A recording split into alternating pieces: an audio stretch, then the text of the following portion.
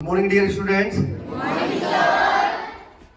आदर व सम्मान के योग्य प्राचार्य महोदय, विद्वान शिक्षक साथी और मेरे प्यारे बच्चों, मैं मनोज एक कहानी के माध्यम से एक संदेश देना चाहता हूं। ये कहानी है दो बच्चों की जो एक गांव में रहते थे, जिनमें से एक था 6 साल का और दूसरा था 10 साल का। दोनों ही बच्चे बहुत प्यारे दोस्त, बहुत पक्के दोस्त। उनकी दोस्ती इतनी गहरी थी कि वो एक साथ खाते, एक साथ रहते, एक साथ पढ़ते, एक साथ टहलते थे। एक दिन क्या हुआ, टहलते टहलते वो गांव के बाहर निकल गए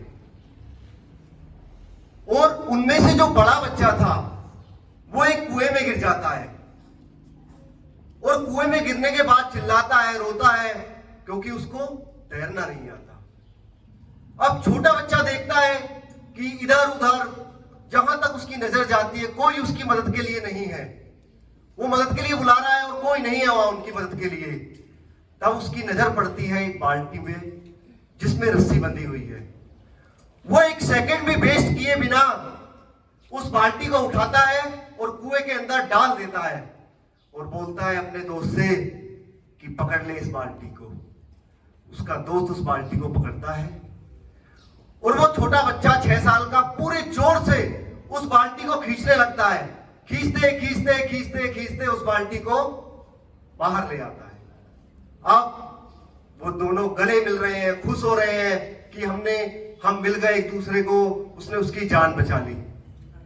दूसरी तरफ उनको ये डर भी लगा कि अगर हम घर जाएंगे, अपने गांव जाएंगे और ये बात हम उनको बताएंगे तो वो हमको डांटेंगे तो सही, डांट के साथ साथ पिटाई भी हो सकती है।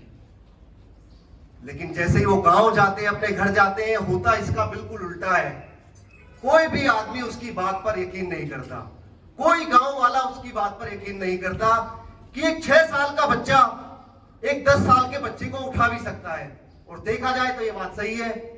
जो एक 6 साल का बच्चा था वो इतना कमजोर था कि वो एक भरी बाल्टी को पानी से कुएं से बाहर नहीं खींच सकता। अब उसी गांव में एक रहते थे रामू काका, गांव के सबसे समझदार बुजुर्गों में से एक। उन्होंने इस बात पे यकीन कर लिया कि हाँ, ऐसा हो सकता है। अब सारे गांव वाले मिलकर उनके पास जाते हैं कि ये बच्चे देखो क्या कह रहे हैं कि इन्होंने ऐसे निकाल लिया एक दूसरे को। तो गांव वाले पूछते कि क्या ये बात सही है, ऐसा कैसे हो सकता है? तो रामू काका उन पे हंसते हैं पहले कि इसमें मैं क्या बताऊं कि ये कैसे हो सकता है। बच्चा बता तो रहा है, उसने बाल्टी को पानी के अंदर डाला, बच्चे ने उसको पकड़ा और उसने उसको खींच लिया, ये बता तो रहा है। और उसके बाद रामू काका थोड़ी देर के लिए चुप हो जाते हैं और फिर कहते हैं कि जरूरी प्रश्न ये नहीं कि उस बच्चे ने उस बाल्टी को कैसे खींचा, जरूरी प्रश्न ये है कि उस बच्चे ने उस बाल्टी को क्यों खींचा। उसने उस बाल्टी को इसलिए खींचा कि जिस वक्त वो उस बाल्टी को खींच रहा था उसको दूर दूर तक बताने के लिए कोई नहीं था कि तू ये काम नहीं कर सकता, तू ये काम नहीं कर सकता। और उन्होंने कहा कि तुम चाहोगे तो आसमान जमीन पर आएगा, तुम चाहोगे तो धरा का हर कोना स्वर्ग बन जाएगा। अरे कौन कहता है तकदीर के किस्से बदल नहीं सकते? तुम चाहोगे तो वर्तमान क्या, भविष्य भी बदल जाएगा, भविष्य भी बदल जाएगा। तो प्रिय विद्यार्थियों,